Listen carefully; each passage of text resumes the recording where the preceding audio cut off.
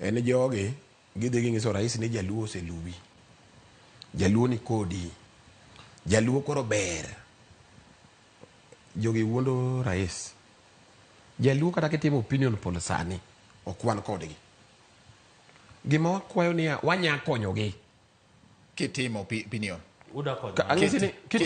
Kawatimo opinion poll awacho ni ya omulo dong na we mondo wuo gima giwacho ka giwe wuondo rais. Ng'eni jogi kosechiemo jogi ting'egi ni koro ng'eni kaka noseromo gi jakom cha muoyo mumosre jaluo ikaw nyalodia oyo. Awacho ni ya sani jaluo be timo opinion poll ogin gi William Ruto nikech pod warito jakom, warito waneni AUC ni dhi nade, wakawe koso walwar. To ka wakawe wapanga ng'o, to ka walwar wapango nade. Ing'eni jogi ni koro ng'ani ema dwa wacho wuelo podium ni en makoro giyo ni Brad weke ma advice kian ang'o. Ina penji kama unupene uwe kani jakom ng'ama fuo donge jakom kamobede in kata kiidhe wi yath okinyal neno kamoneno. Nyocha kawi Sifuna wuoyo mano wuoyo cha jakom no bedo piny, owuoyo to jakom obedo piny.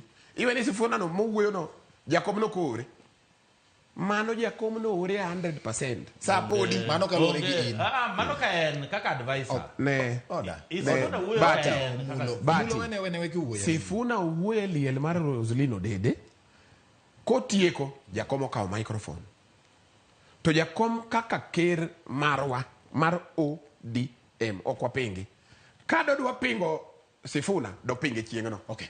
Kendo wacha gik ma Sifuna cha wacho embe wacha ni Ruto ne mano kawo ko wacho ni wan kaka jo ODM nyaka wangi rights mag ji, nyaka wangi demokrasia, okay, nyaka watimango. All right. Jogi kiki wuondo William. Awinjo ko wacho gimoro. William wanya konya mna embe kokonyre.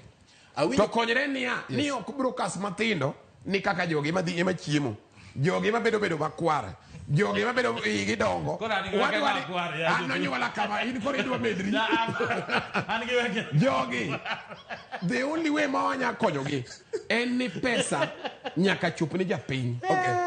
Ma jaluo ma kawaida weke hasla masandre weke iwacho ni podu pimo piny ni ka AUC odonjo tipanga ng'o, to koko donjo tipango nade.